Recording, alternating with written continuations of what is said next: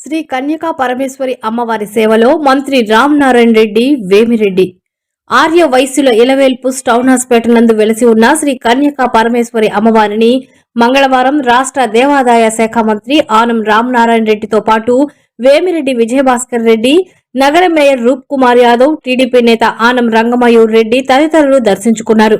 ఈ సందర్భంగా ఆలయ నిర్వాహకులు వారికి ఘన స్వాగతం పలికి దర్శన ఏర్పాట్లు చేశారు. అనంతరం వారు మాట్లాడుతూ అమ్మవారి ఆశీస్సులు, కృపా కటాక్షాలు ప్రజలందరిపై ఉండాలని ఆకాంక్షించారు.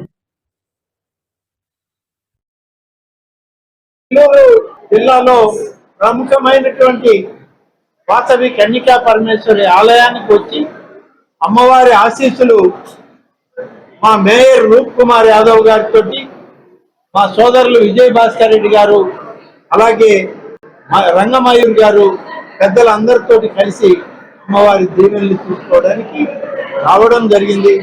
అమ్మవారిని ఒకటే కోరుకున్నాం, మన రాష్ట్రం, మన ప్రాంతం సకల జనులకు సుఖ సంతోషాలను ప్రసాదించి ఎటువంటి అడ్డంకులు లేకుండా మంచి పరిపాలన ఈ ప్రభుత్వం నుంచి ఇచ్చే విధంగా మమ్మల్ని ఆశీర్వదించమని, ఆర్య వయసులందరినీ కూడా ప్రతి కుటుంబం నుంచి అందరినీ దీవించి సకల సౌభాగ్యాలని వాళ్ళకి ప్రసాదించమని చెప్పి అమ్మవారిని కోరుకుని ఈరోజు ఈ ఆలయానికి రావడం జరిగింది.